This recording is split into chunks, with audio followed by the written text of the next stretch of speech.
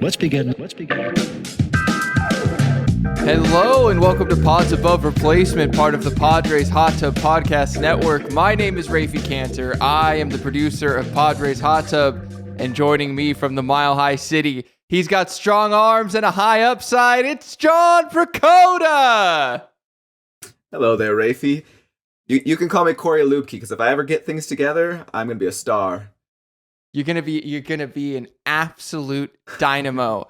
This episode is not only our first in a couple weeks, it's also apparently a gun show. I noticed that we decided to both wear tank tops today. So if you're not watching on YouTube, I suggest that you switch over, because this is a prospect showcase. If there are any other podcasts out there that are looking to pick up some high upside talent, we're on display.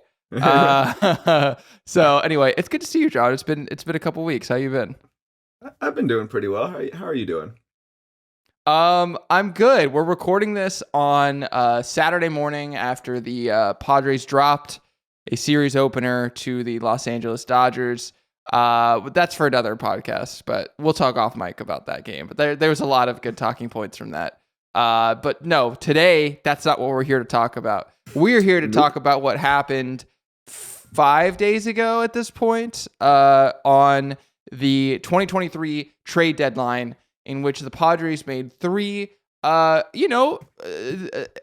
on the edges, but buying. And so that's worth talking about in and of itself, the fact that they were buyers. And also, I think, not unsubstantial trades. So we'll get to all that in a second. But first, like we mentioned, we hope you're watching us on YouTube. We hope you're subscribing to us. We are just inching ever so close to that 1,000 subscriber mark. We're getting there.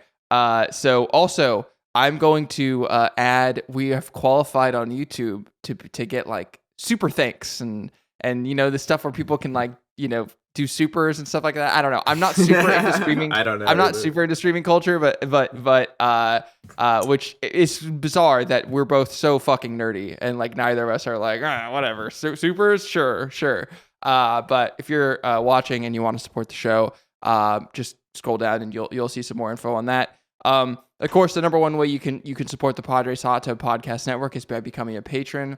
Patreon.com/Padres Hot Tub. Our Discord. I gotta call out some of the folks in there. It's been a little inactive. I think most of the chat's been happening in the main Padres thread because so much was happening around the deadline. But we've had some good discussions in there, and I definitely look forward to that ramping back up as the season goes on. So now let's talk about the trade deadline. And I want to put a quick reminder out there. We did an episode 2 weeks ago on AJ Preller's prior trade deadlines.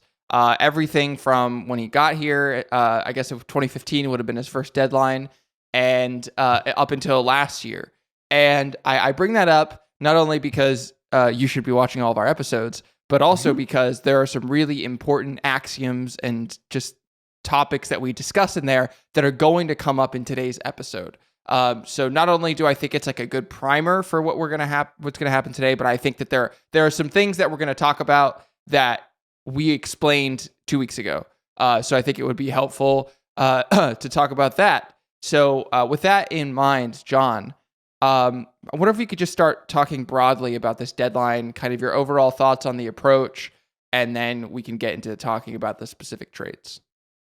Yeah, so it's kind of like a bimodal approach, right? First you're discussing whether we had the right overarching strategy, and then under that umbrella is whether each individual trade was executed well from AJ Preller's standpoint. So if you don't agree with the philosophy in general, then you're probably not going to agree with any of the individual trades. You just can't, because you're like, why would we be buying when we should be selling?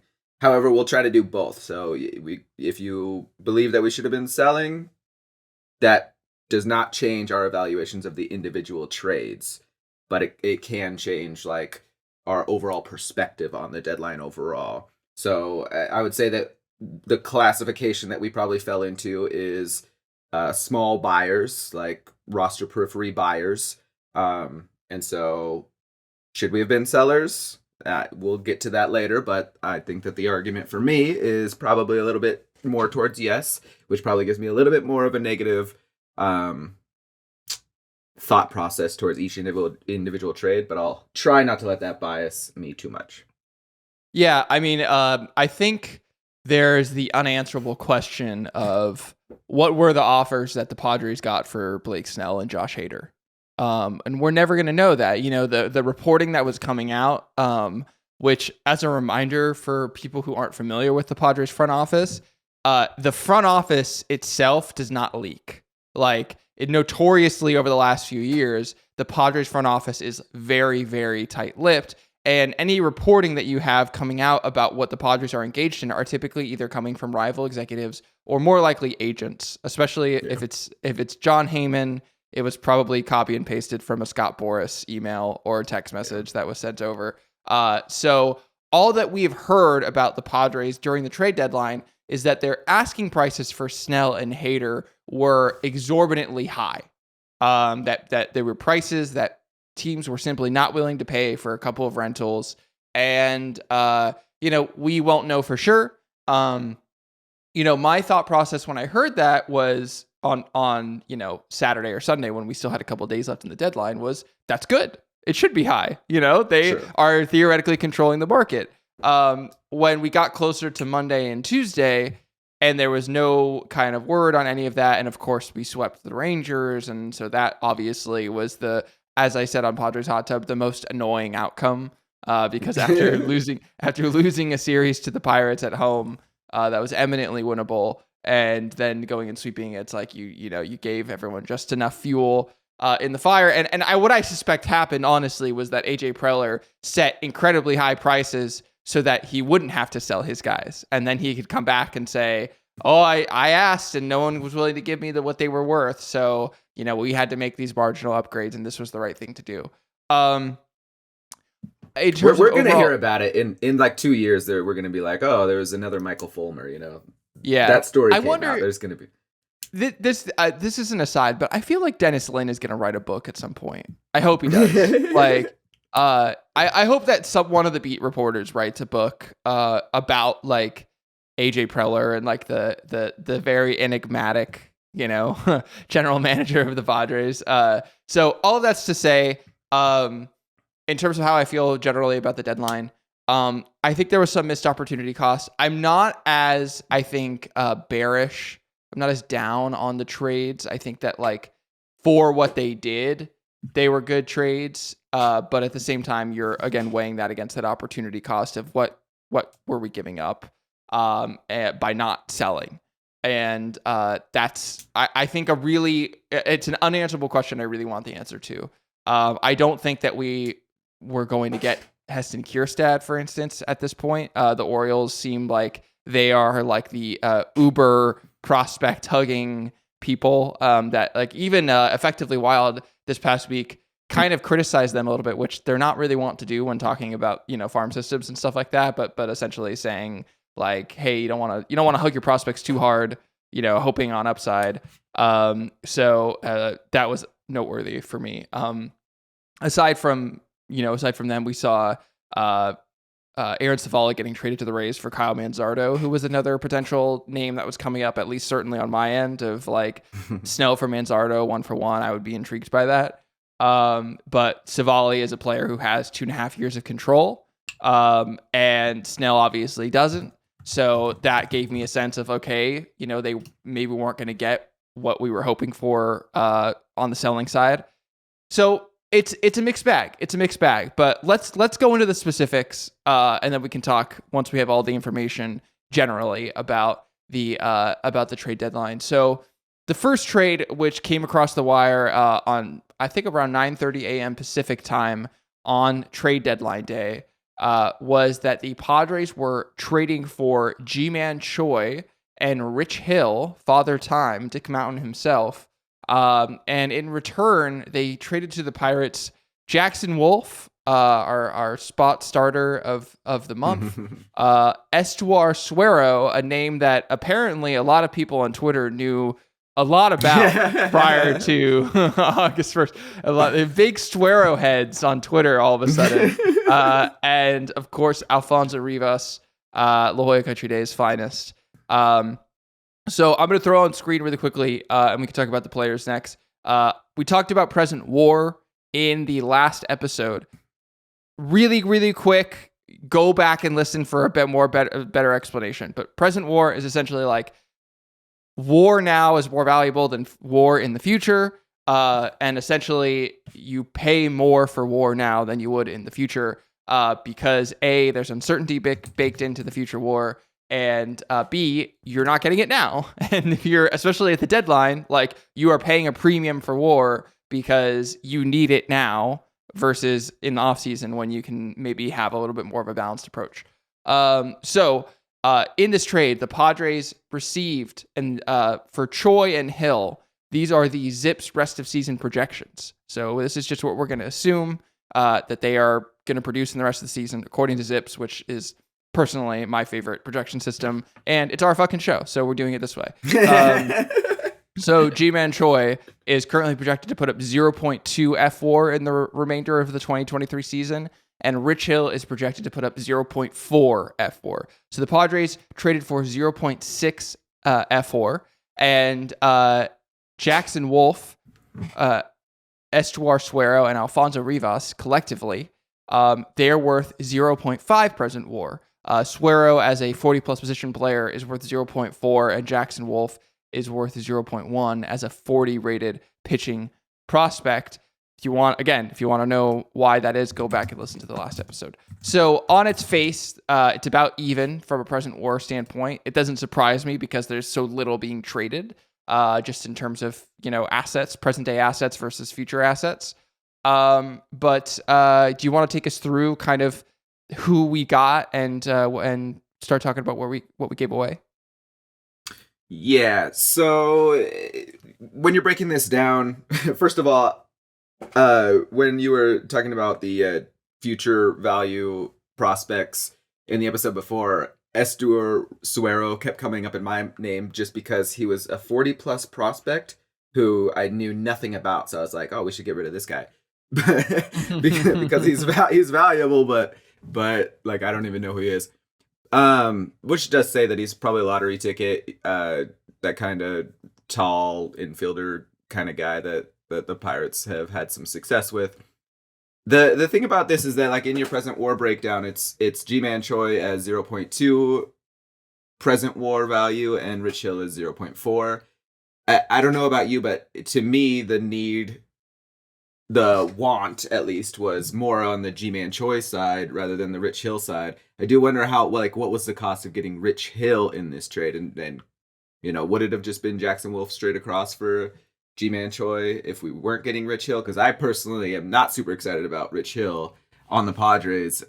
He seems like a guy that can cover innings, although he's still like 43 years old, so there's even a question there because he's like reaching about as many innings as he ever has had in the past like half decade. Yeah. So I mean, if Michael Wacha can't sustain over the course of a year, I don't know why Rich Hill can. Just to give people an idea with that, Rich Hill has thrown 119 innings so far this year, and in 2021 he topped out at 158 and 2/3 innings, and then in Boston last year he topped out at 124 and 1/3. So theoretically, on his next outing, he would hit his innings from last year, and dating all the way back to 2019, 158 and 2/3 is his high. So we're coming up on that. So I see your concern, John. Yeah, and he's also in the 8th percentile in expected ERA this year. So he's like the definition of just like a guy that you should be able to just pull off your minor league system and have come into that spot. Like a Ryan Weathers. Yeah, like you should be able to. Like if you have any kind of like sustainable system, you should always be able to pick up somebody who is at least 8th percentile in expected ERA and just throw them in. So that's kind of the sustainability argument of the buying versus selling in like the philosophical thought process. It's like, are we making it so that now we have to buy a Rich Hill every year? Like, and then it never Like it just keeps going and going and going, and we just keep putting more and more on the credit card and expect to pay it off someday. But instead, all we're doing is getting a second credit card to pay off the first one. That's kind of what it feels like. But I don't know. You technically don't know the price of Rich Hill. He might have just been literally a throw-in. That's not what these numbers would say, but you could imagine that at least, especially because they're getting somebody who they could replace him with like almost immediately. The Pirates, that is. So, okay, G-Man Choi and Rich Hill, we got kind of things that were maybe needs. One is just innings. I think that they're going to be bad innings, but they're innings nonetheless. And then left-handed DH first base option. That's something that we've been asking for. I would argue that it's not necessarily the kind of guy that I wanted as a first base DH option. We were talking about the episode earlier where I argued that we have a plethora of three true outcome players, and I kind of wanted fewer of those, not more. And G-Man Choi seems like an almost exact Matt Carpenter like trade out, although performing better than Matt Carpenter.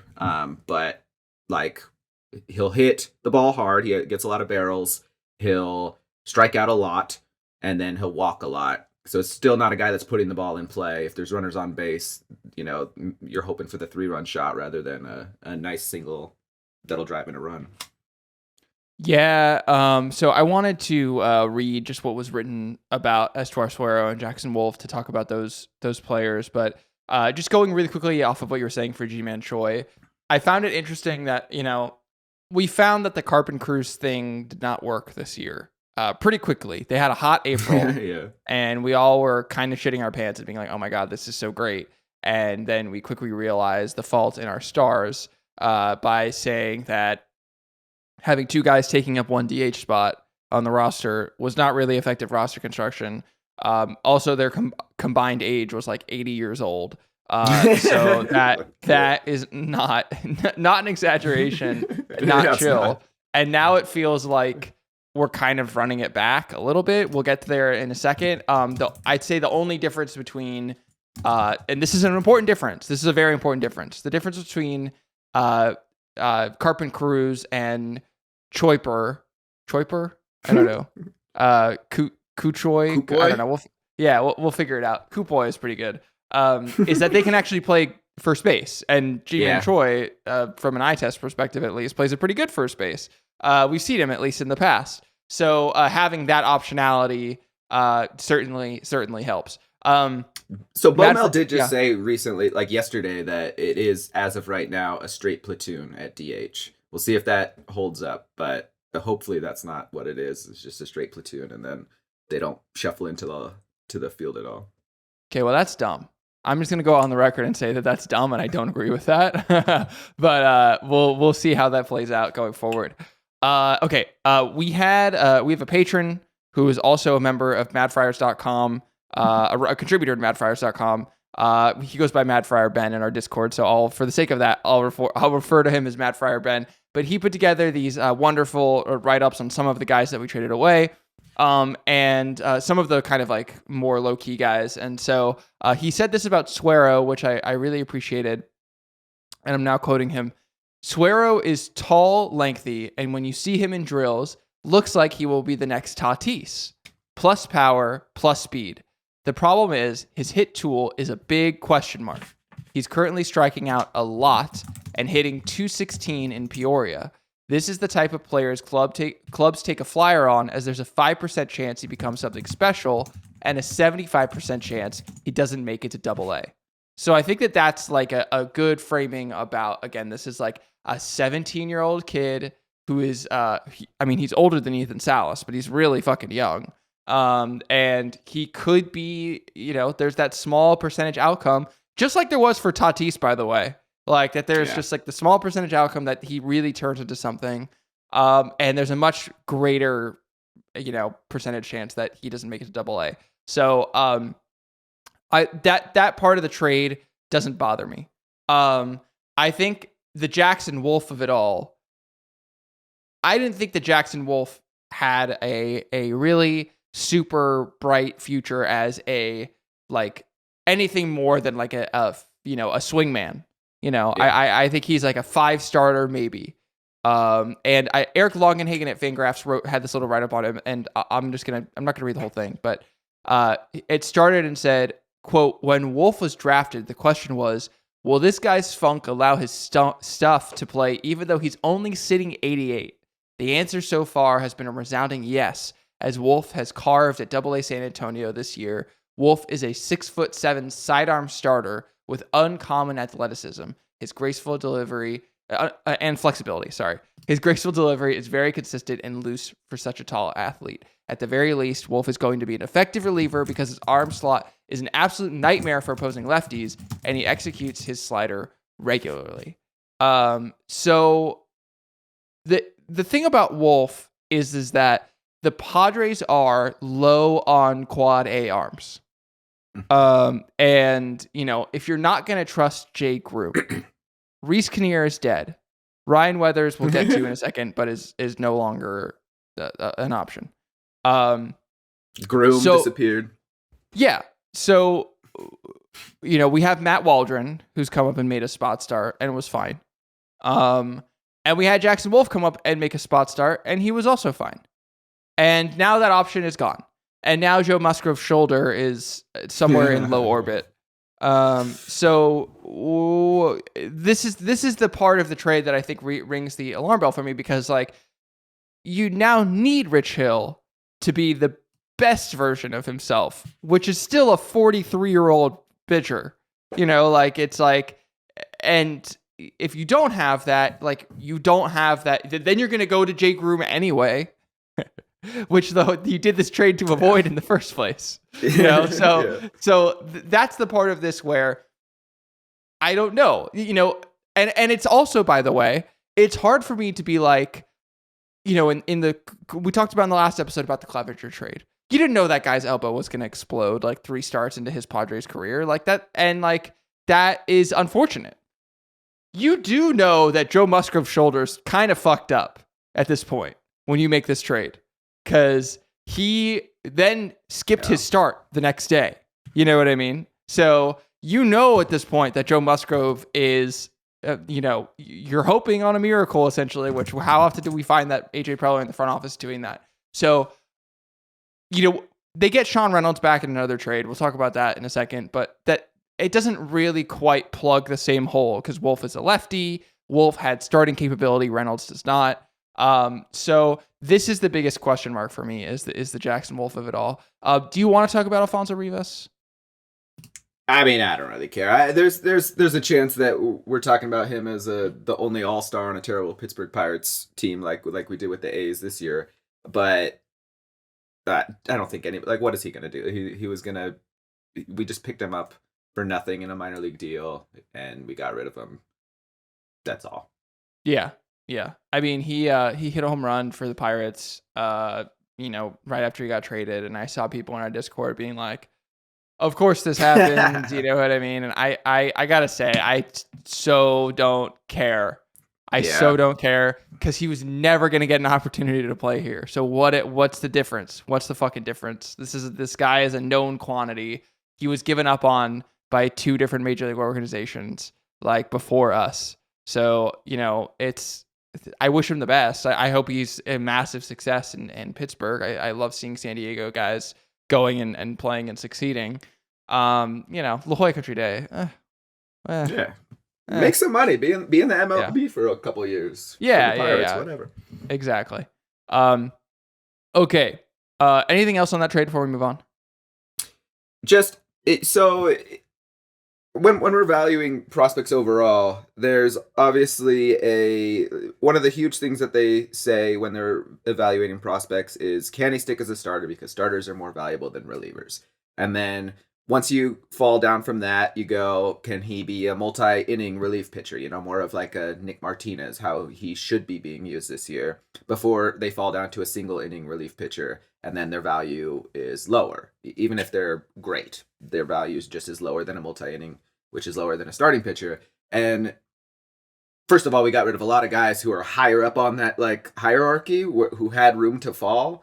And Jackson Wolf may not have been a 5th starter. It's conceivable that he's not good enough. But a 6'7" guy who's working with funk, the the thought that he's able to get through a lineup one time seems like a pretty high chance to me that he's at least able to just get through a lineup one time because he's weird, and that's valuable.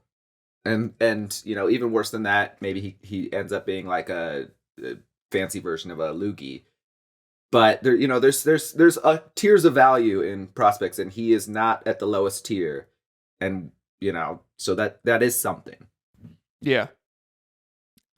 Speaking of funky lefties who can get you through the order at least one time, let's talk about our second trade that the Padres made. These two trades, the second and third trade the Padres made, came across the wire like as the deadline was closing up. Yeah. So for 6 hours, we were like, okay, this is the only trade we've made. And my feeling before that was kind of whatever, and more so like at least we didn't give away any like of our big guys. I was kind of more relieved than anything, because if you watched our trade deadline episode before this, you know that AJ Preller tends to get creamed on trade deadline trades. So that was I was feeling relieved. And then this was the first of the at the wire trades that came across the wire. And it was trading Ryan Weathers to the Miami Marlins in return for Garrett Cooper and a minor league converted pitcher reliever named Sean Reynolds. Present war breakdown. This one requires a little bit more math for a couple reasons. One, Ryan Weathers is in a weird position where he's not a prospect. He hasn't been considered a prospect since 2021. But he also hasn't accrued a lot of service time. So he's only accrued a year's worth of service time so far. He's kind of like Luis Campusano in that respect, where like he's been up and been part of the teams at various points in the last 3 years, but he still has accrued like just passing a year of service time. So in Weathers' case, I would normally, say, okay, he was ranked as a 45 plus pitcher, but that was 2 years ago at this point. And I don't necessarily feel like that it's before Ryan Weathers added 2 ticks of velocity to his fastball and completely changed his mechanics and everything like that. So I instead decided to go off of what the Zips projections were. And Zips gives its projections 3 years out. So 2023, 2024, and 2025. And 2026 and 2027 are kind of question marks because Zips doesn't put the numbers out that far, but Ryan Weathers would be under team control for the Marlins through 2027. So they have him for all that time. If you look on screen, you can see the math that I did, which uses Fangraph's present war, formula, which essentially says, okay, in 2023, he's currently projected to be replacement level for the rest of the year. So 0.0 war there. Next year, he's projected to be worth 0.8 war. However, because it's 1 year in the future, Fangraphs applies what they consider to be a future discount, which is like an 8% tax on war. So that brings his 0.8 down to 0.7. 2025, he's projected to be worth just 0.3 F4. And then basically what you do is you take an 8% discount and you square it. So you have now kind of doubled, or not doubled, but you know what I mean. It's 0.92 times 0.92 again, and you time that, multiply that against 0.3, and you still get 0.3 because we're rounding up. Because war for some reason only goes to single decimal place. All of that's to say, Ryan Weathers is worth about 1 present war. That's how the system grades him. Now, on the other side of the trade, Garrett Cooper is only projected to be worth 0.1 war the rest of the year. And Sean Reynolds, the 40 grade pitcher we got back. So again, just to kind of make things even, Jackson Wolf was rated as a 40 grade pitcher. So Sean Reynolds, who we got back in this trade from the Marlins, is rated to be about the same. He's different. He is a righty and he's strictly a reliever. He doesn't start at all. But they're both considered to be worth about the same value. That being said, the Padres are on the losing end of this trade according to present war. The Padres are receiving 0.2 present war, and Miami is receiving 1 present WAR. So that's we're dealing with smaller numbers here, but that's still a pretty decent difference. And so, John, do you want to talk about the weathers of it all and why it's kind of a question mark for us? So this comes back a little bit to the Rich Hill question. It's like you're getting Rich Hill, but we should be able to just give ourselves a Rich Hill from our minor league system, I think. And another question is, did we also start the clock on Weathers too early because back in 2020 we didn't have enough depth and we were bringing up a 20-year-old to come pitch in the playoffs for us and then start his clock early and then have a weird like half in the majors, half in the minors like development during his very early like when people are normally in college basically ages, because he's still only 23 years old. And I mean, a 45 plus prospect, which is what he came up as, is worth like what I think it's like $8 million as a pitcher, something like that normally. Like that. And it's like 6 to 8, something like that. And you know, we basically used him for a few years, and his value is now lower than it was before, probably because he wasn't successful. However, he is only 23 years old. Like, we're not selling at the peak of his value for sure. He's 23 years old. He's a hard-throwing lefty. He can hit 97, 98. I would bet in the bullpen he could sustain at like 97 if he wanted to. And then he's working on the shapes of his pitches, and he has made changes to his pitches, which shows an ability to do that.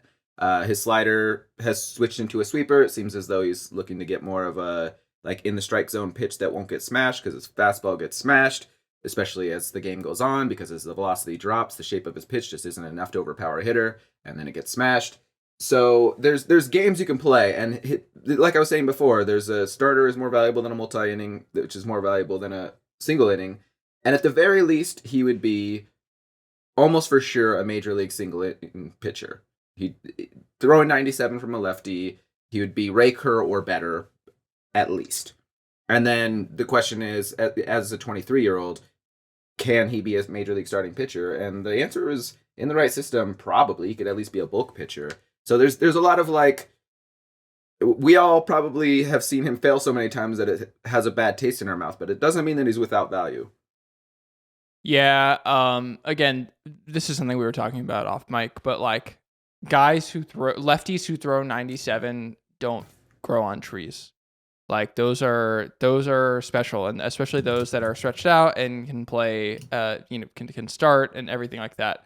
I'm gonna be honest and not pretend like when the trade came through and I saw that we didn't have to deal with Ryan Weathers pitching anymore, that I wasn't sort of relieved and I wasn't sort of excited. And then I think the reality set in of kind of, again, what you're saying we're giving up in this trade, which is still an opportunity cost. And also, I think this is more of an example of how the on paper stuff doesn't tell the full picture. And things with Weathers and his family clearly had, and the Padres front office had disintegrated to a point where like there was toxicity. I mean, in the fan base, in everything, like people were talking shit to him, and and then David Weathers and his mom were like dunking on like the Padres organization at like various points. It was like a weird thing. Ryan Weathers was a top 10 pick, for the Padres. And I just think it's worth acknowledging that like the value that top 10 pick has brought us is negative 0.1 WAR produced by Weathers, and then in a trade 0.2 WAR. So it's a wash. It's a complete wash. Bringing people as David from Mad Friars on Padres Hata said this week, bringing people to the majors is hard. It's like it's very hard, and I bet you if we were to go through that top 10, probably half those guys didn't make it to the majors or are in some sort of weird quad A situation, and they're not stars. That happens. That being said, the type of player that Weathers is, even if he's not what you hoped him to be, is still an important organizational piece. It is to have when Joe Musgrove gets hurt, or something like that, where you're like, okay, we have a starter that's down. We need someone to come in and soak up 3 weeks worth of spot starts. And Weathers hadn't been super reliable this year, but it's like it reminds us how our perception gets so distorted by first impressions. And Ryan Weathers had an amazing first impression coming in the playoffs and shutting down the Dodgers. And we were like, this kid is going to be it for us. And so far, he's been meh. And meh is still pretty valuable because throwing a baseball really hard is still difficult. And throwing it well while throwing it hard is even more difficult. This trade I think is probably the one that I'm the lowest on, easily, of the 3 that we made. And also, like, I want to commend Kim Ng and the Marlins, because taking like these type of like AAA sort of pitchers and turning them into major league talent is like, it's their fucking bag, dude. Like, they're so good at that as an organization. We saw it with Jesus Luzardo. We've seen it with Braxton Garrett. We've seen it with like all these different pitchers. And so I would not be surprised at all whatsoever if Ryan Weathers comes up and produces. I don't think he's going to come up and produce at a 2 or 3 starter level. I still think he's like a back end starter, but there's a chance we're going to look up in 2027 and Ryan Weathers has generated like 7 or 8 WAR for the Marlins, and that would mean that we got fucking demolished on this trade. Fleeced. You know what I mean? Yeah. So like, it's, again, these are unknowns, but I just want us to put our little stake in the ground on this trade, and I think we've done so. I do just want to say, like, it is hard to get to the major leagues, even if you're the 7th overall pick. Like, you'll see a lot of top 10 picks that flame out immediately. But is it hard to make it to the major leagues if your general manager is willing to bring you up after you've thrown 100 minor league innings, all at single A or lower? Like, he didn't really he didn't make his way through the system and like earn his way onto the major league team. He just kind of like, we threw him up there. And to me, it's like this hedonic treadmill that we have where we're just like, oh, but now we got a new toy. Let's throw it in. Like, are we going to be doing that with Iriarte and Mazer, where like the Dodgers, Bobby Miller is 24 years old right now, and he's just now getting his first major league season. He's not 20, like, are we even giving him a fair shake of like how do you develop somebody when you're just like, now you're in single A, now you're in the majors, now you're in triple A. Did you learn anything that off season? Maybe, I don't know. Going back and forth. We've done this like with Weathers. I would argue we did it with Urias. We did it with Mejia. Where we're just like, what exactly are you doing? We're not taking the ladder all the way up. And part of that is because we don't have the depth. And the more you don't have depth, the more you have to pull people maybe before they're ready and don't give them the chance to succeed. Well, not only that, but also, I can't remember if it was Kevin Towers or Jed Hoyer or, some erstwhile Padres GM said at some point, like 30 to 35% of development happens at the major league level. And so if you're the last 30%.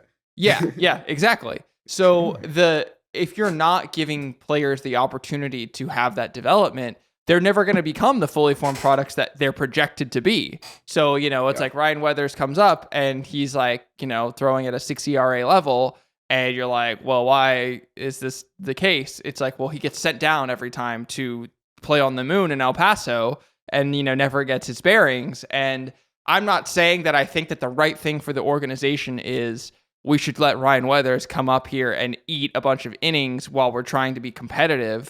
Like, that's not the right thing. I just think that we then cannot be surprised when he doesn't pan out. You know what I mean? Like, it's the reason why teams go into rebuilding phases is because the last 2 or 3 years of the rebuilding is actually you have your main prospect class in the major leagues for those 2 years. They're just getting seasoned and, primed and ready to go. I mean, that's literally what we're seeing with the Orioles right now. Like, Adley Rutschman's been up. Like, Gunnar Henderson is now in his 2nd year in the majors. Like, we have all these guys who, like, they're just kind of now starting to come into their full form after spending well over a year playing here. So, can you just imagine like your thought process on a prospect? And there was COVID, so like it messed up a lot of players' development.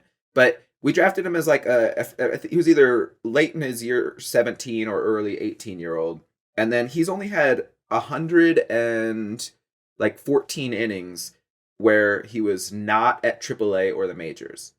When we drafted him as like a 17, 18-year-old, he's had 100 innings not on the moon or in the major leagues. That's like that's a wild expectation in terms of development from a 17, 18-year-old. Yeah. Whose system AAA affiliate is the Albuquerque Isotopes? Is it the Rockies? I don't remember. I'm just curious because, and I'd be curious about the Angels for the same thing because they're in Salt Lake City. They're the Salt Lake City Bees. Yeah. But like, I wonder what effect playing at elevation has on from AAA. Is the Rockies? Yeah. So that doesn't bother me as much because the Rockies obviously are in Denver. So like, it's the elevation's pretty similar. I think. Between Albuquerque and Denver, so that's fine. But like from like I'm curious. I'd be to do some studies, not like the Angels have had, an incredible farm system or anything like that. But if there's any effect on pitchers playing in elevation, anyway, that's a different discussion. So you can look at pitch shapes in the AAA, and it's funny to see like, oh, now Ryan Weathers is pitching in El Paso, and now he's pitching at sea level, and like how wildly different like the pitch shapes are. That has to be confusing, that there's no way that's not like. I don't think it's good for development. Getting in your head. Sorry, yeah. I know you're a citizen of the Mile High City, but we might need to look into banning baseball above 2,000 feet until we can figure out what the hell is going on for the minors. Yeah. Okay. So those are those two trades. Oh, I guess we should talk about Cooper and Sean Reynolds. We can keep this quick, and then we can get into our larger discussions. So Garrett Cooper is kind of a known quantity. He came up in the Yankee system, then went over to Miami. He was pretty fine, whatever, as a kind of like first base, / outfield now / DH. Now that there's DH in the National League. His best season was, from a pure offensive production standpoint, was in 2021. He posted a WRC plus of 132.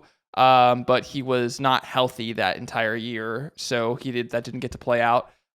He put up 1.4 F4 last year on a 115 WRC plus, playing first base and DH. So, he's like a kind of standard righty DH type. He doesn't honestly have a ton of power. The most home runs that he's hit in a major league season is 15, and that was 4 years ago. He's got 13 all year. Yeah, and he's got 13 this year.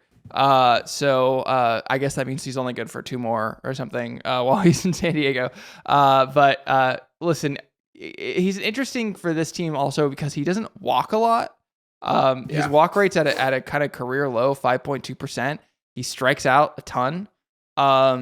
So I don't know. Do you have any strong feelings about Garrett Cooper? He's just been linked to us for like years and years. He just feels like one of those players where Preller is like, eventually I'm going to get this guy. And like right now he was probably the cheapest. He's having a bad year overall, both in terms of WOBA and ex-WOBA, are just like 30, 40, 50 points lower than basically any other year. His archetype of player is kind of what I would want in that like 7th, 8th, or like 6th, 7th, 8th spot in our lineup, in that he does like hit the ball a lot. He goes up, he's a kind of an attack hitter. And when you put that behind a bunch of guys that like to walk, it does fit our team a little bit better. That being said, he's now 32 years old and having the worst year of his career, and he can't play defense. So he just, I don't know. He's a guy that you can get at the trade deadline in a year for a relatively inexpensive cost. Yeah. Sean Reynolds, we're going to do this quickly. I want to talk about him because I love the story. I love any player that is converted from one position to another. Shout out Javi Guerra. Shout out Rick Ankiel. Still hoping on that Javi Guerra upside. It's in there somewhere. But Sean Reynolds was a first baseman who suddenly stopped hitting. But kind of shocking to me for a first baseman, not something I normally associate a strong arm with a first baseman. But apparently he had an absolute cannon because this is now quoting from Eric Logan-Higgins right up on him. The 6'8" Reynolds had been a power hitting with addled first baseman / outfielder throughout his minor league career. He posted a 57% hard hit rate, but also struck out well over 40% of the time. But the Marlins moved him to the mound in 2021, and he's missed bats in the mid-minors while sitting 94 to 96 miles an hour. Upon initially returning to the mound, his fastball was up to 95 miles an hour and a couple of times and sitting 92, 94 with pretty considerable spin for that velocity. But now he's sitting 95 and has touched 98 early on in 2023. Reynolds' changeup has huge quantifiable action, and like a lot of other pitchers in this system, his breaking ball is suddenly faster than it was last year by a wide margin, up nearly 5 ticks and averaging 84 to 85 miles per hour. It has tight late movement, with Reynolds using it much more often than his changeup now, and his feel for locating both secondary pitches is pretty good. He's on the 40-man roster, therefore the cusp of making the big leagues. This is when he was with the Marlins. A successful middle reliever conversion arm. So the idea behind Sean Reynolds is that you don't necessarily need to give those innings to Brett Honeywell, who is now no longer with the San Diego Padres. It's just we'll get to this in the Barlow trade for a second, but it's just rearranging the pieces so that you're not necessarily relying on the guys who have been ineffective for you. And he's a warm body that you're going to put in El Paso that is going to come up and I think take some innings at some point. But do you have strong feelings on Sean Reynolds? For cheap. And so it does end up seeming like this trade was like a guy whose floor is kind of Sean Reynolds, and then we got Cooper out of it, So it's like, I don't know. Basically, we lost some degrees of freedom in terms of like ceiling in exchange for a rental player in Cooper. Yeah. Okay, I think it's time to play a game. Yeah. All right, so here's the game. I got a player from our trade deadline and 2 players from previous trade deadlines, and I put up their statistics, and it's not meant to be tricky. These are just players that we've acquired recently. And I put up their numbers at the deadline of that year and their numbers over the course of the past 3.5 years. So a larger sample and a smaller sample. And I didn't pick these ones to be extra tricky. That's just what I felt like was a pretty good sample size. And so my game that I set up is for you to trade for a player to put at our DH spot. And so each of these players, their numbers are listed, and you're going exclusively off their numbers to try to put somebody into our DH spot for this year. So you look at your numbers that I have posted, and you say, okay, this is the guy that I want to be DH for the Padres this year. So I'm not going to read out all of the stats. That's going to take a really long time. So please just watch. Turn this on YouTube. You can see the players that I'm looking at right now. So my kind of philosophy for this is that what I think the Padres are missing. Oh, let me start by saying this. I don't think that the Padres need another Gary Sanchez. They don't need someone who's going to hit, 190, 200 and have a lot of thump and run into it, because what they need is guys on. They need guys on, and they need guys to be kind of, for lack of a better word, not making outs, especially playing later in games. I don't necessarily think we need another guy who's 3 true outcomes and swinging for the fences. I think we need someone who is going to be a little bit more pesky. So therefore, in the first set of players I'm looking at, I'm going with player number 1 as my desired pick. And my thought process behind it is, yes, they're in a little bit of a hot pocket this year, but this is a player who consistently outperforms their expected numbers. I'm thinking about, prior to coming to San Diego, Xander Bogaerts, so don't let that cloud your judgment. But this is a player who is this year hitting 324, but in 3.5 years has hit 283, which is by far and away the highest batting average number of the 3 players that are present. I'm not all of a sudden a batting average evangelist. I'm just saying, again, going based off of like what our needs are as a team. I would rather have someone who is a high average guy, who is occasionally going to run into one, than someone who's up there swinging for the fences every time. So that's player number 1 in this instance for me. Okay.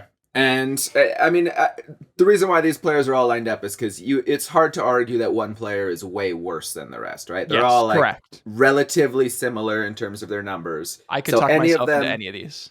Yeah, exactly. And you're picking based on what our needs are. Okay, so who you just picked to be our DH for this year that you just traded for, is 2021 Adam Frazier. You got two. You picked. That's amazing. You picked 2021 Adam Frazier over 2023 G-Man Choi and over 2020 Jason Castro. Those are the players that have similar numbers. I feel fine about that. I gotta be okay. Now again, am I trading away Jack Sawinski? Like who am I trading away? Adam Frazier had more control. Adam Frazier had more control, so the cost was just higher overall. I'm just saying that, like, you get excited for a bat because it's brand new, and I mean, we're getting something that is probably less valuable to us than just Adam Frazier's bat would be in our lineup right now. That's fucking hilarious. I love that. That's it. So, by the way, we didn't say this before, but like John said, like ignore the trade, ignore what you're trading away. Like, just focus on evaluating these players. And okay, hear me out. All right. I'm gonna start chain smoking and putting fourth board behind me. On this year's team, a high average guy is not the fucking worst thing in the world. I'm just putting that out there. So, one of the things we talked about, especially in that Letters to AJ article that was breaking down clutch, I'd be really curious now to go look at Adam Frazier's career clutch numbers. But the type of like slappy hitters that, don't necessarily go up there looking to swing for the fences, but find ways to put the ball into play late in games tend to be more successful. And so if, I'm assuming I just heard you pecking away. Do you have the number? Or no, not yet. Okay. But I think that like when it comes to this year's team, especially given how poorly we've performed late in games, having a little slap guy up there, maybe it's not the worst thing. So all of that is to say AJ Preller did nothing wrong in 2021. And he is batting 1,000 in the eyes of this podcast, in the eyes of his co-host. He is perfect. Okay. Should we move on to door number 2? Door number 2. All right. So same game. You're just picking a DH for this year. Their numbers for this year and for the past 3.5 years are listed. Okay. So, I had sort of a similar thought process for this one. I'm looking for the same type of player. So obviously batting average is going to be weighted a little bit more. Also, I'm again looking for people who are outperforming their expected numbers for the very same reason. Maybe they're not putting absolutely smacking the shit out of the ball, but they are putting the ball into play. And the other thing I'm looking for is consistency. So if you're watching on YouTube, you will see player number 2 is in an incredible hot pocket right now for the current year at the deadline. They have an OPS well over 1,000, and their expected numbers are also very good at 394. Now, however, that does not match their usual career numbers. Their career numbers, their expected WOBA is at 362. Their WOBA is a 339. And their batting average career is 251. So still a very good player. I'd still really like to have this player. This was much harder than the other one. But I'm going to go with consistency. And in player number 1, you've got a player who's consistently at a 850 OPS over 3.5 years.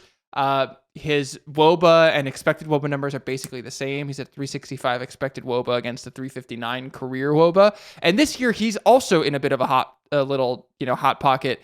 He's posted an 880 OPS and is hitting over 300. And also, expected WOBA is a little higher at 368, and the WOBA is 377. So performing well. And again, like I feel like this player is going to come to the Padres. And we know how players perform when they come to the Padres, but at least has a much better chance of the consistency. I'm thinking if I'm trading for player number 2, I'm thinking I'm getting this huge hot flash as John's background falls behind him. Every time. Every time. It's now becoming a bit. And if I think I'm getting player number 2 this year's form, and then I get the year prior's form, it's still not a bad player, but I'm a little bit upset. So I'm going with player number 1 in this instance too, and I'm looking forward to people shitting on me in the comments for that, but that's my choice. So for this one, it sounds like your argument was kind of player 1 versus player 2, and player 3 was in a different tier. Is that accurate? Yeah. I'm not. It's like who am I giving up? Who am I trading away? Player number 3. Just for the bat though. Yeah, just for the bat. Player number 3 is in a cold pocket right now. So Anyway, go ahead. Okay, so the player that you just played or just traded for, which I would argue I agree with you. I think that was the right choice. He is a player who came to the San Diego Padres and ended up putting up a 79 WRC plus in the second half. And that player is 2022 Josh Bell. Oh, got it. Okay, cool. And then the player B was 2000, another player who put up a 60 WRC plus after the trade deadline, and that is 2020 Mitch Moreland. I was wrong. I knew he was in there somewhere. I knew Mitchie Two Bags snuck in there. Yeah. The player number 3, who was the kind of a different tier, not very clearly his number. Like, I don't think anybody would pick him. Is Garrett Cooper. Okay. Yeah. So we're talking. There's a great chance, based on like how all these other players, every single one of these players has performed for us, that we're paying. But what are we paying for? It's arguably replacement level. So yeah, I don't want to relitigate a bunch of this stuff because we did that in our last episode. Bell is an outlier because he was part of the Soto trade, and of course he had value when we traded for him, but like that's not why we were there. He was like a really solid opening act for the Beatles. You know what I mean? It's like, oh yes, like he's also there and he's great, but we're fucking here to see the Beatles. So that's not why you're paying the price of admission. Mitch Moreland is interesting because I think we actually got a reprieve on that trade. When I say we, I mean AJ. AJ got a reprieve on that trade because he gave up Hudson Potts as the centerpiece to that trade, which at the time, Hudson Potts was a real fucking prospect. And he completely flamed out in AA once he went to Boston. And I think that like if that had not happened and he had become a legitimate major league contributor, there's a chance that we would have looked back at this trade and been like, oh my God, like this was such a fleece. Like what was Preller thinking, et cetera, et cetera. But I think he really got lucky on that one. Cooper, obviously, we'll see. Ball's in your court, Ryan Weathers, on whether or not this is it. Okay, that was very fun.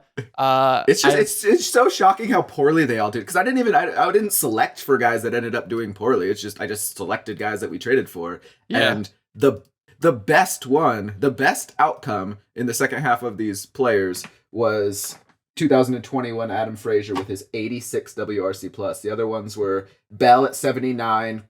Moreland at 60 and Castro at 59. So they're all basically like Jorge Mateo bats that we're trading for at the deadline. It's amazing.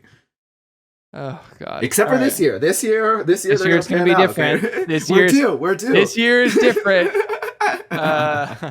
Okay. Trade number 3. This one again came across the waiver. Or came across the news wire. Last gasp of the trade deadline. Scott Barlow is a San Diego Padre now, and we traded away Henry Williams, a minor league pitcher, and Jesus Rios, a player whom even our Mad Friar experts were like, this is a name, like this sure is a name. So I wanted to talk, let's talk about who we gave away. I'm bearing the lead here. This was a good trade. We are in agreement. This was a good trade. I would go so far as to say this was a very good trade, and also ask, what the fuck is Kansas City doing? Number one, because do you play OOTP, by the way, John?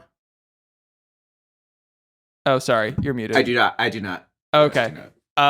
So there's a new thing in this year's OOTP where they've updated some of the language that you have like an assistant GM as you're trading, and it'll tell you what, their opinion.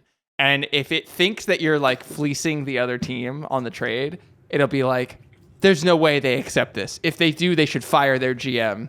And like, I look at this trade and I'm like, I would be getting that narrative back from the AI. Like if I put this trade through, because like, first of all, the Royals traded Scott Barlow at the wrong time. He was much more valuable last year when he had a whole nother year of control and was, one of the best pitchers, just by ERA. He posted a 2.18 ERA last year alone. So putting that aside, they still sold low on him and they got probably even less than they could have gotten. And in terms of present WAR value, Scott Barlow is worth 0.5 present WAR based on his rest of season 0.3 WAR that he's projected for, and then next year's slightly discounted 0.2 WAR projection. And in terms of who we gave up, Henry Williams as a 40 grade pitcher is worth 0.1 F4, and Jesus Rios is not even projected as a prospect. He's like still in the Dominican Summer League and is very young and is, he's not worth any present WAR because we have no data on him really. So Matt Fryer Ben wrote this about Henry Williams, then we can go back and talk about the Barlow of it all. He said Henry Williams had a really good curve at Duke and had some back of the first round evaluation, but blew out his elbow and needed Tommy John. He's now 18 months post-surgery. His curve is still good, but his fastball is sitting in the 80s and location is off. Will probably end up as a reliever, but if his curve comes back, it's a really good pitch. Just a big if after TJ, and in terms of stats, he only has 1 year of data, but he has over a 5 ERA at Lake Elsinore. So that's who we gave up to get a year and a half of Scott Barlow. That's basically it. Jesus Rios, you can say whatever you want about him. It literally doesn't matter to me. We know nothing about this man. Yeah. Do you want to talk about Scott Barlow? Yeah, so I completely agree with you. I think that this was the trade that I was most happy with at the deadline. But the question is, you were saying the why did the Royals do it? I do have an argument for why they might have done it, which is, I mean, his four-seam fastball has dropped like 2+ miles an hour from where it was in 2021. Every year it seems to drop about a mile an hour. He is a guy with huge splits, so he doesn't get lefties out. Historically, he's been about average against lefties with a 317 WOBA, but this year it's at 379. So he's really struggling against lefties primarily because his two best pitches are breaking balls. So when he has to throw that fastball to a lefty, it gets smoked. And he's getting paid $5.3 million this year in arbitration, probably because he has been good over the years and he's been getting saves, which are good for arbitration numbers. And next year he'll probably make around $7 to $9 million in his last year of arbitration. So the real question is not why did they trade him now? It's why didn't they trade him before? Because that's when they could have got value. I did put up just like this past year some guys who got paid similar to what I think Scott Barlow will get paid next year. And you can see that getting somebody who's Scott Barlow quality in free agency is not particularly hard. If you pay $10 million, you can get a Craig Kimbrell, you can get a David Robertson. Matt Strahm is having a good year. Tommy Kahnle's having a good year. They're not like... It's not super hard to get these guys. However, having a guy that you know is controlled for a probably closer to 80% of how much he should be getting paid, and knowing that we don't have to go into that reliever market next year trying to buy a closer if we believe that Suarez can take that job and Barlow will be a solid middle reliever, then it does give us value, and the cost was not particularly expensive. So it's a win now type trade that will help us this year and next year. Yeah, I don't want to spend too much more time talking about it because we should start wrapping up with our thoughts. I'll keep it brief, and I'm literally just going to read what Ben Clemens said in his write-up on Fangraphs about this trade, and he said, quote, "This sounds like an uninspiring trade pickup, but look at it this way. He's probably not worse than Brent Honeywell. Honeywell has pitched his way down the bullpen hierarchy all year. Tim Hill isn't far behind him. He's gone from lefty specialist to maybe we can try him against righties to just bad in fairly short order.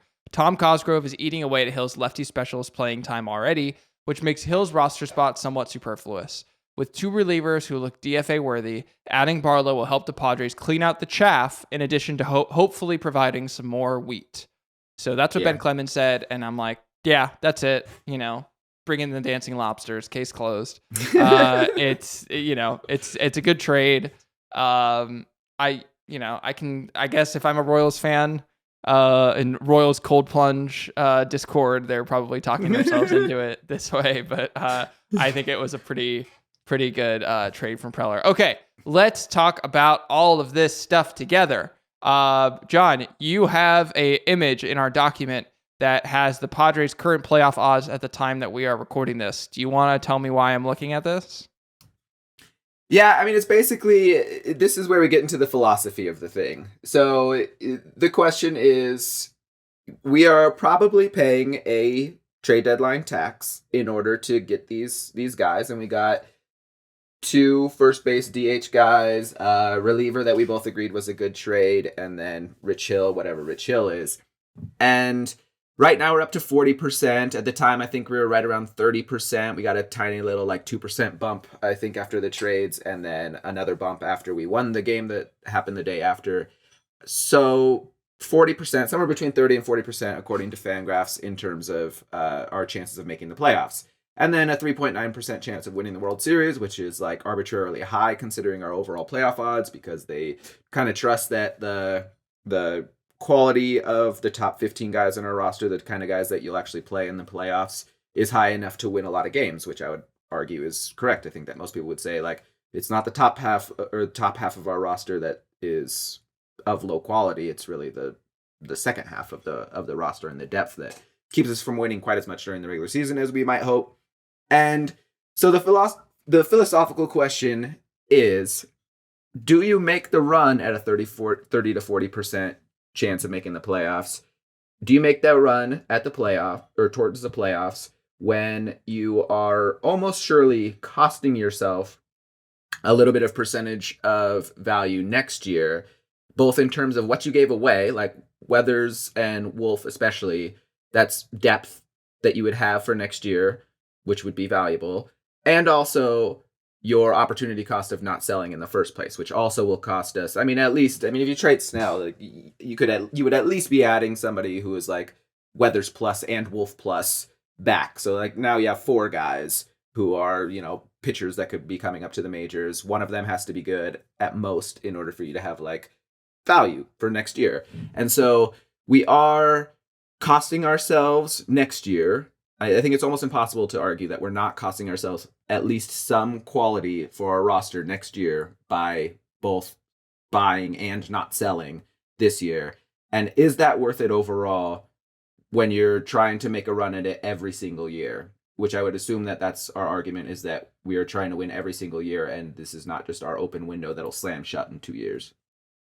Yeah, again, I think that if you were to give AJ Preller some truth serum, he would tell you that is the formula. The formula is, I'm the best at drafting. I'm the best at international prospects. And I can it doesn't matter where we're drafting from. I can retool this system every year and trade guys away for major league talent, and I will keep this going, and it is a perpetual motion machine.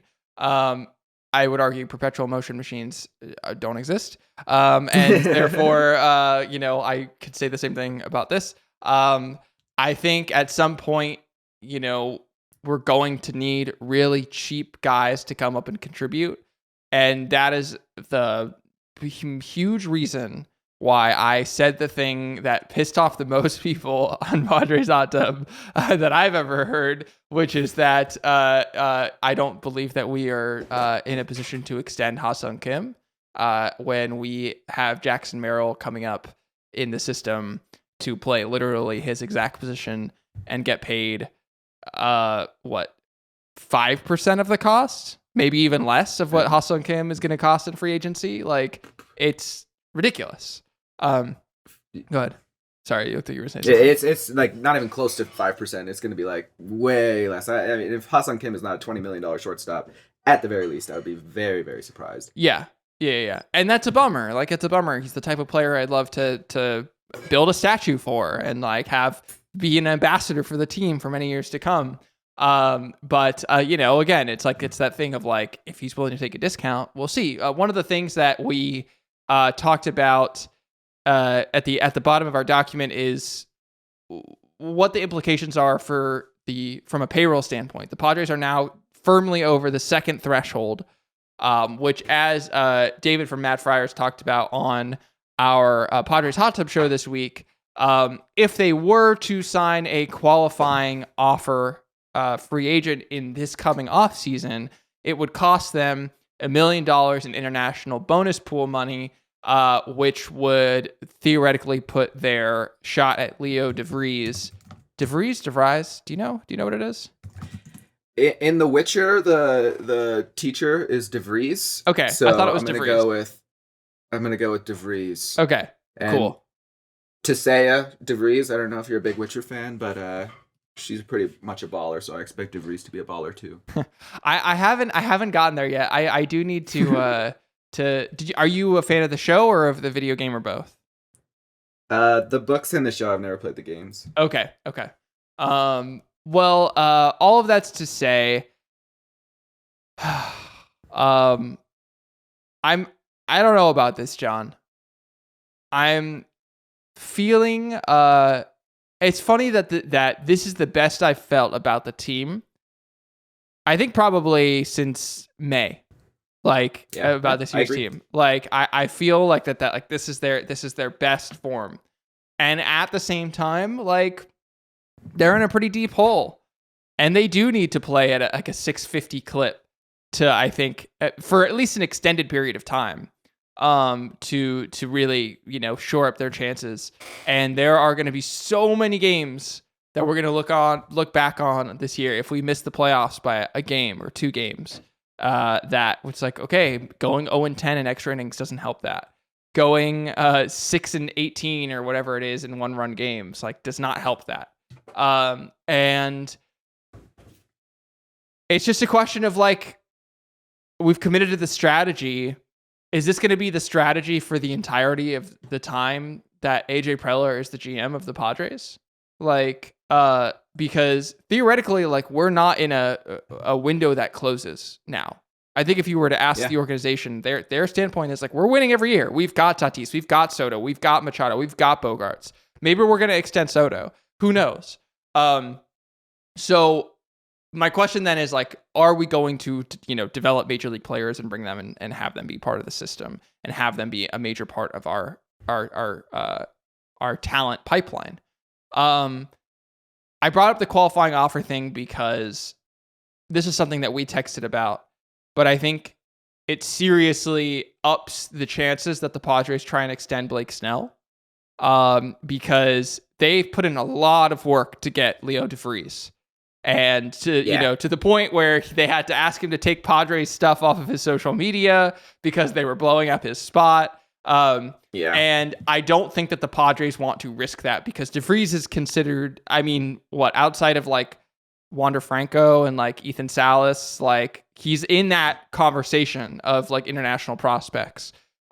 He's a guy that is theoretically worth doing all of these hoops to jump through to get him. And the Padres need starting pitching next year.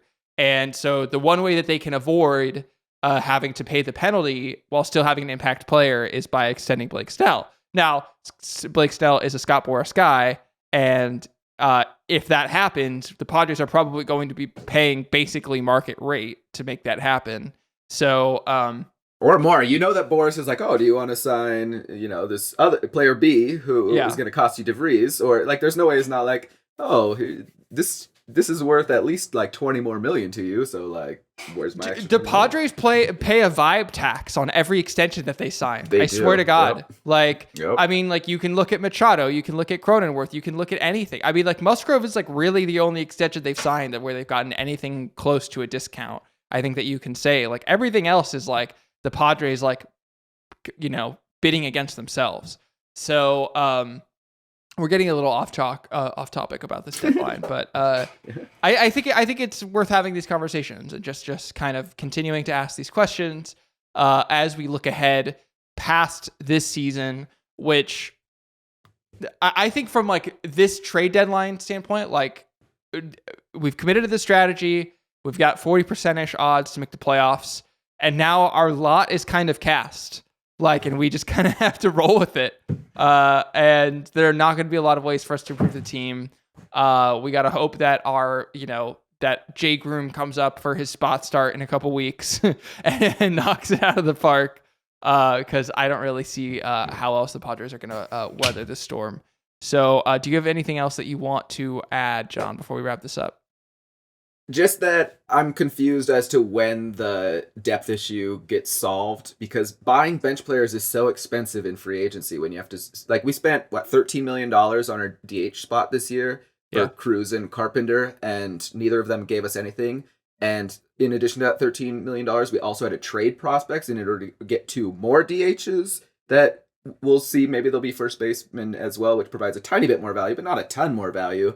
And, if you just had one prospect in the first place, one Josh Naylor who just took that spot, then you'd have all that opportunity cost, that $13 million, the trade values of the other guys that you wouldn't have had to do. And it just seems like you look at, I posted the top prospects that are like on the horizon for us. And there's just really nobody that you can expect to come up like next year or even 2 years from now, really, besides Merrill, and just be like, we'll solve that problem at that point. It seems like the only way to solve our problem is to buy more free agent players for our bench, more Carpenters, more. I mean, maybe we resign like G-Man Choi, for example, but you're getting a terrible rate for that, and it's costing you down the line, So you can't buy a bench. It's just too expensive to buy an entire bench. I mean, it's going to cost you for a one more player about $5 to $10 million, and you want to buy like 5 of those. You're going to be talking about a $30 to $50 million price. That's like 2 starting pitchers worth. Like, are you going to do that? Probably not, right? So it just seems like a never-ending cycle of us not having enough depth, and I don't understand how we're going to solve it unless there's just one draft class, I guess, that eventually comes up with like waves and waves of players. Yeah. Or we sell at some point. Or we sell. This year might have been a good idea, but well, the good news, John, is that one day the Earth will fall into low orbit around the sun. It will turn into a red giant, and soon everything that we know will be gone, because existence is but a blip. And we are just specks of dust floating on a rock that's hurtling through nothingness. So thanks. But it will be a fun second half of the season. This is just going to be fun. But we might make the playoffs. So you never know. It's going to be fun. So thanks for listening to Padres Hot Tub, or to Pods Above Replacement on the Padres Hot Tub Podcast Network. We hope you enjoyed this. We hope that you are subscribed to us on YouTube. We hope, again, the gun show is closing up. So if you haven't already switched to YouTube, you better get off now, because these bad boys aren't going to be out for that much longer. You can tell how much game I had. It's amazing that I'm fucking married. So anyway, follow us on socials, join our Patreon, join the Discord, come yell at me and John if you this is what I'll actually say. If you yell at us at the YouTube comments, we'll see it, but we might not respond. If you yell at us on the Discord, we will respond to you. So, if you actually want to get a rise out of us, come join the Padres Hot Tub Discord. And we'll be back next week with some episode that we haven't decided yet. Go on our YouTube and we'll let you vote on it. But for John Precoda, I'm Raphie Cantor. Thanks for watching Pods Above Replacement, and we will see you next time.